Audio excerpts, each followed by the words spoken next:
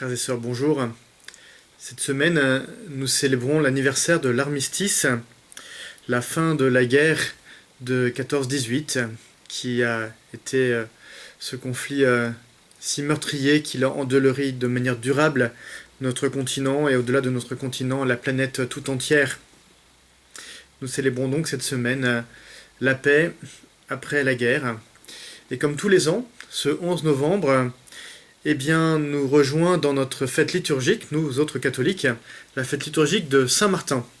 Saint Martin qui était cet évangélisateur infatigable de la Gaule et aussi ce promoteur infatigable de la charité du Christ. Et il est bon que nous puissions célébrer cet armistice, célébrer cette fin de la guerre en faisant mémoire de Saint Martin. Saint Martin qui nous invite par sa foi et par sa charité à trouver des chemins de concorde, à trouver des chemins de paix. Et comment ne pas actualiser tout cela aujourd'hui dans ce monde qui est marqué par tant de conflits, tant d'actes de terrorisme, tant de guerres civiles, tant de haine entre deux camps lors d'élections. Nous avons besoin de retrouver des chemins de paix, résolument. Dans l'office des lectures d'hier, nous lisions un très beau texte du Concile Vatican II, dans Gaudium et Spes, cette méditation des pères du Concile sur la paix qui nécessite la justice. Les pères du Concile rappellent cette donnée fondamentale que la paix, ce n'est pas simplement la fin des conflits, ce n'est pas simplement le silence des armes. La paix ne peut se bâtir que dans la justice. Et en lisant ce texte hier dans l'office des lectures, et encore aujourd'hui, m'est revenu en mémoire un texte qui m'avait beaucoup marqué quand il était sorti. C'est ce beau message du pape Jean-Paul II pour la journée mondiale de la paix du 1er janvier 2002. C'était donc quelques mois à peine après cet atroce attentat contre les deux tours du World Trade Center à New York. Et ce texte est profondément marquant et je l'ai relu encore tout à l'heure. Et je crois que Jean-Paul II nous donne encore des axes de progression pour que nous puissions, au cœur de ce monde, travailler à la paix et témoigner de la paix. Le thème de cette lettre du pape, de ce message du pape Jean-Paul II, c'était « Il n'y a pas de paix sans justice, il n'y a pas de justice sans pardon ». Je vous invite à aller relire ce texte. Oui, je l'ai imprimé, c'est 6 pages recto verso, c'est vite lu et en même temps, je crois que ça peut vraiment nourrir notre semaine. Dans ce texte, le pape rappelle justement cette dimension de la paix qui est une œuvre de justice et d'amour. Le pape parle du phénomène du terrorisme. Le pape nous redit « On ne tue pas au nom de Dieu ». Comment ne pas entendre cela de manière renouvelée et comment ne pas en témoigner au cœur de notre monde. Le pape rappelle la nécessité du pardon. Le pape rappelle que ce pardon est la voie royale pour la paix et la vie ensemble. Et le pape invite à la compréhension et à la coopération interreligieuse. Là encore, coopération interreligieuse et non pas les religions, chacune chez elles, s'ignorant.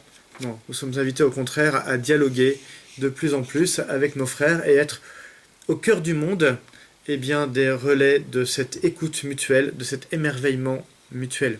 Ce n'est pas en restant chacun chez soi qu'on pourra bâtir la paix, mais c'est en allant bien à la rencontre de l'autre, en ayant confiance dans la capacité de l'autre de vivre quelque chose de beau, même si cela parfois nous paraît tout à fait étrange et loin de ce que nous vivons. Et puis le pape finit en nous invitant évidemment à la prière pour la paix. La paix, elle est l'œuvre des hommes, mais elle est aussi l'œuvre de Dieu, et si nous lui demandons, nous pourrons grandir dans ce royaume de paix. Jean-Paul II nous invite, Saint Martin nous invite, et puis évidemment, le pape François nous invite dans son dernier beau et grand texte, dans cette encyclique Fratelli Tutti, il nous invite à bâtir la paix. Et il nous invite, j'aime beaucoup cette expression-là, à l'amitié sociale. On parle beaucoup de fraternité, et absolument, je crois que la fraternité est un très beau concept. Mais en travaillant beaucoup sur le diaconat, la figure du Christ serviteur, qui est le diacre, j'ai été interpellé par cette parole du Christ dans l'évangile de Jean où il dit « Je ne vous appelle plus serviteur, mais ami ». Finalement, on dit bien que, eh bien, on ne choisit pas sa famille, mais on choisit ses amis. On ne choisit pas ses frères. Et d'une certaine manière, c'est bon de ne pas les choisir. Ils nous sont donnés comme un cadeau. Et en même temps, un ami, il faut le choisir. Je crois qu'on peut simplement considérer que voilà, on est frères, hein, et finalement, comme on n'a pas choisi, on est frères. C'est comme ça. L'amitié à laquelle le pape nous invite à la suite de Jésus, eh bien, c'est choisir l'autre comme un frère. C'est ne pas rester les bras ballants en attendant que ça passe. C'est vraiment s'engager tout entier dans cette amitié avec l'autre, au nom du Christ qui s'est fait l'ami de tous. Nous célébrons donc cet armistice, cette fête de Saint-Martin, à quelques jours de la journée mondiale des pauvres que le pape François a instituée. Et ce jour où nous prions pour les pauvres, nous nous engageons à leur côté, nous qui aussi, nous devons bien le reconnaître, sommes bien pauvres par rapport à beaucoup de choses. Eh bien, c'est la journée aussi nationale de dons, de collecte pour le secours catholique. Alors voilà, beaucoup de choses qui nous invitent à vivre la fraternité. Je vous l'ai déjà dit au premier confinement, je vous le redis encore, un risque pour nous tous, c'est en ce temps de pandémie, en ce temps de terreur terroriste, de nous replier sur nous-mêmes. Eh bien notre foi nous invite à nous réouvrir sans cesse, à réouvrir les portes de notre cœur pour accueillir ce que le Seigneur veut nous donner, pour réaccueillir toutes les manières dont il veut combler nos cœurs, nous réassurer dans la paix, dans la confiance, mais aussi avoir un cœur ouvert pour aller vers l'autre. Après donc vous avoir donné tout à l'heure une vidéo sur JRS France, Welcome, qui est une vidéo qui vous montre quelques témoignages de l'accueil des migrants ici, dans nos quartiers. Eh bien, je laisse la place maintenant à Claude, qui va nous parler du Secours catholique et qui va vous inviter à vous engager aussi auprès de nos frères les plus pauvres pour que nous puissions les aider et ainsi bâtir ce monde de paix, cette civilisation de l'amour à laquelle le Christ et les souverains pontifes et tous les hommes de bonne volonté nous invitent. Voilà, belle méditation sur la paix, bonne lecture de l'encyclique du pape, puisque nous avons un peu plus de temps maintenant en soirée à cause du confinement. Bien, n'hésitons pas à relire cela, hein. Toutes les bonnes librairies, y compris les librairies catholiques à Saint-Germain, qui restent ouvertes grâce au click and collect, je ne sais pas comment on dit en français, mais voilà, vous pouvez vraiment acheter et lire et méditer ce beau texte, en parallèle de Laudato Si, qu'il reste toujours évidemment à travailler.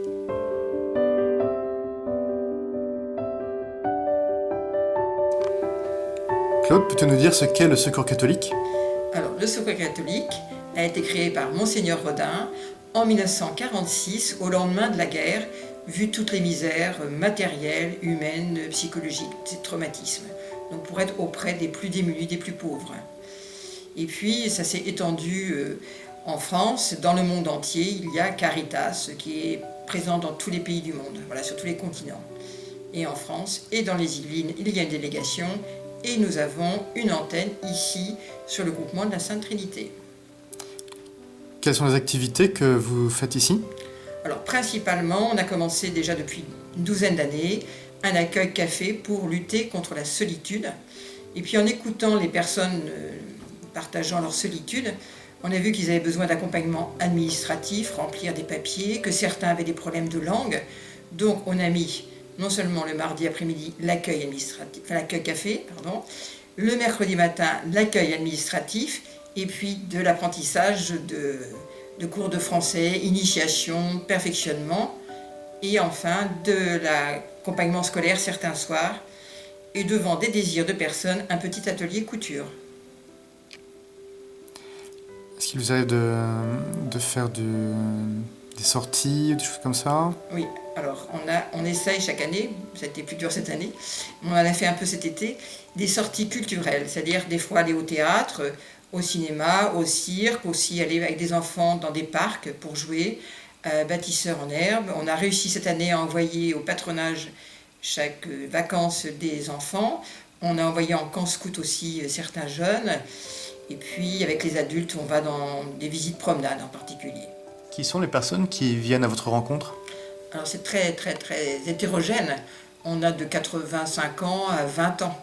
Nous avons des personnes qui habitent dans le quartier du Bel Air, donc près de Sainte-Cécile, qui sont en appartement, et d'autres qui sont en logements sociaux, et d'autres qui sont dans les hôtels sociaux, comme en particulier l'hôtel du Coq, ou nous avons aussi chez Serena, donc des migrants, voilà, mais qui sont, alors certains avec des papiers, d'autres moins en recherche, en démarche administrative. C'est très varié, et aussi de confessions différentes. Donc nous avons aussi bien des catholiques, des musulmans, des hindous aussi. Voilà. Alors les besoins du Secours catholique, c'est d'être soutenu déjà spirituellement, fraternellement, mais aussi matériellement. Nous avons beaucoup de demandes, de besoins aujourd'hui dans notre société bien bouleversée. Donc vous pouvez très bien aller sur le site national du Secours catholique et cliquer sur le lien. D'autre part, dans les paroisses, il va y avoir une belle enveloppe qui sera à votre disposition dans les corbeilles. Et puis aussi, nous allons vous offrir cette chance inouïe d'acheter pour le Secours catholique local des petits lapins ou chats confectionnés par notre équipe de crochet ou une petite lumière. Voilà. C'est important pour nous, ça nous permettra de répondre aux demandes d'urgence, ça nous permettra aussi de proposer, quand il fera meilleur, des sorties culturelles et puis des demandes d'urgence. Alors un grand merci. Donc vous trouverez ces figurines dans les 4 lieux de culte dimanche entre 15h et 17h. On sera au fond des églises, donc de ces 4 lieux. Ou bien vous pourrez préférer acheter ce petit lumignon qui sera une belle lumière dans votre maison et qui est un vrai soutien pour notre équipe locale. Et d'avance, on vous attend très nombreux dans les 4 lieux de culte dimanche après-midi. Merci de tout cœur.